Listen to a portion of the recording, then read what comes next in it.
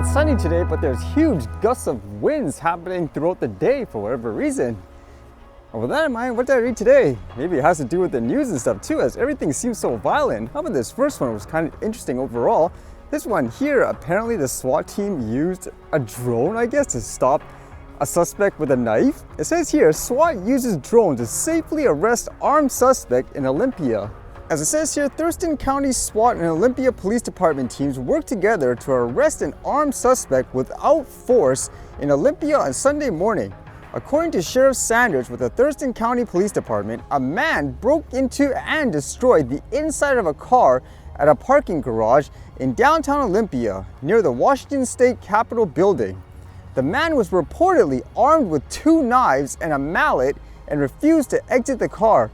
In response, SWAT used a drone equipped with a window punch tool to break a window on the car. So they literally rammed right into it by the sounds of it anyways. It says police say the drone allowed SWAT to port the window from a distance to open up communication without having to get close to the suspect. After the window was broken, the suspect surrendered and was taken into custody without any force being used.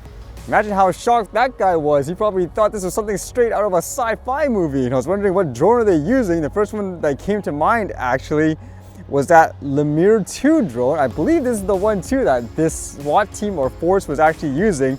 You can see in a recent post too, in terms of the images they posted and the description, it says, "We recently had the privilege of visiting Thurston County to observe their SWAT training and use of our Lemur 2 drones." So if that's true anyways, right on time in terms of the training, huh? It says, "Moments like these remind us why we do what we do. Our end users, those who keep our communities safe, are at the heart of our mission.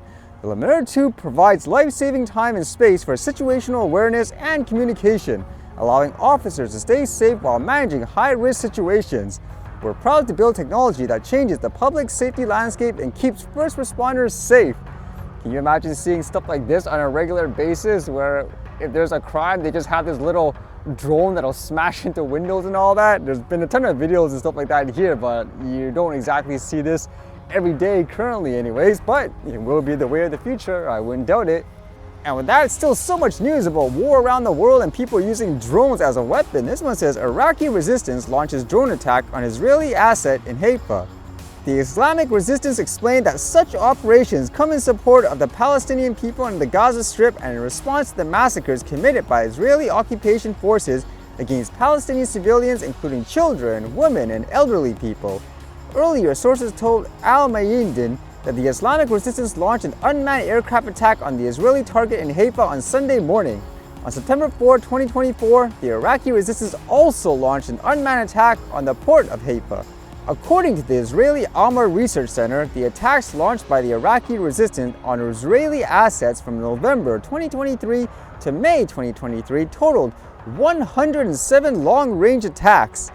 These attacks were spread out as follows: 51% targeted southern areas in occupied Palestine, most of which are in the port city of Eilat, 41.2% in northern occupied territories, and 7.8% in central areas such as Haifa. The most noteworthy of these attacks was a one-way attack drone that struck the naval port in Eilat on April 1st, 2024. Interesting date. It makes you wonder if people actually thought it was fake.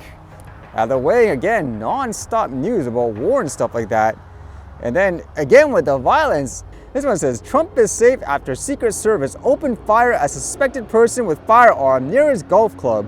U.S. Secret Service agents opened fire after seeing a person with a firearm near former President Donald Trump's golf club in West Palm Beach, Florida, while he was golfing Sunday.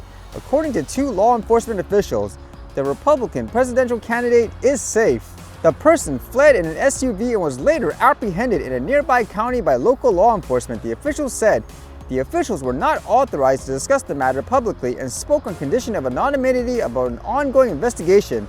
An AK-style firearm was recovered at the scene near Trump's golf course, one of the officials and a 3rd law enforcement official said.